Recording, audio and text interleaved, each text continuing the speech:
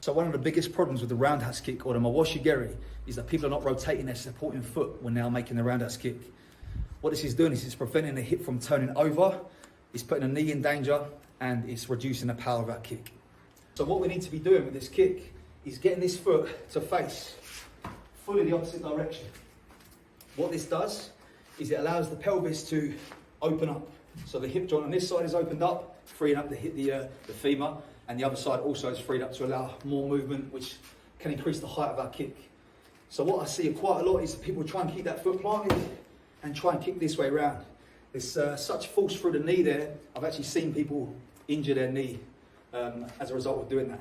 So we want to make sure as we're kicking, this foot is turned around, away from the target. We also want to turn it on the ball of the foot, okay, not the heel. I don't want to go heel because there's not a lot of control there. I want to be on the ball of the foot and I can whip it around from that position. So free up the heel slightly, chamber, rotate into the pad this way. Now, when do we do that rotation?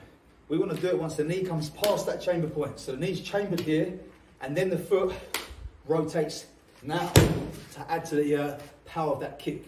That turning gets the hip cutting over and cutting through the pad this way. So it's now rotate last second through the kick. So an exercise that I like to use to instruct this movement is to just hold on to something to take the balance equation out of it.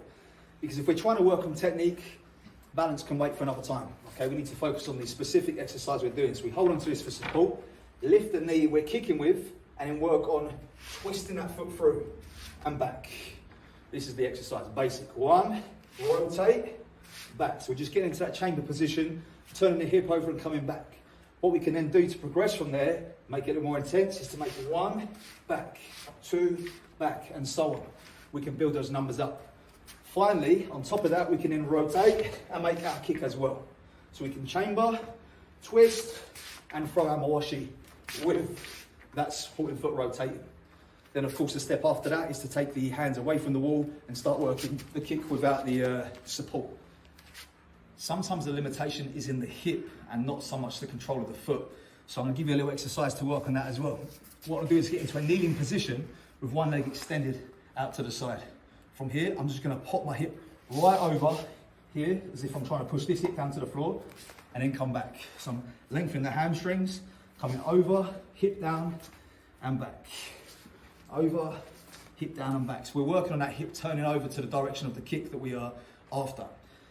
So we can use this as part of a warm-up or as a mobility exercise during our training or even as a cool-down after training. So from here, just getting a hip right over here, down to the floor and back. So we're just trying to get that hip turned and mobilize that action there. A second exercise we can do for the hips is to come into this position here. So we've got like this crossed over, so the front leg's turned in, back leg is turned out this way. And from this position here, I can just work on that Mawashi from the floor. So I'm lifting up the hip, Mawashi, and across. Lifting up, roundhouse kick, and across. So this is now developing the muscles around the glutes, the hip abductors. So we're lifting up, controlling that kick, and round. Hopefully build some strength in that kicking area. If you're interested in getting some martial arts training gear or some casual wear for outside the dojo, check out Art Martial Clothing. They're my sponsor and it helps keep this channel going. So check out their site. I'll put a discount code in the description of this video for 20% off your first order. One of my favorite things that they're doing at the moment is oversized t-shirts. Really nice for training and also, as I said, really nice for casual wear as well. So thanks for watching. If you enjoyed this video, please leave a comment below. Tell me what you'd like to see next. Which kick would you like to develop or work on next? What is your weakest kick? Subscribe to the channel if you haven't done already, and I'll see you in the next video.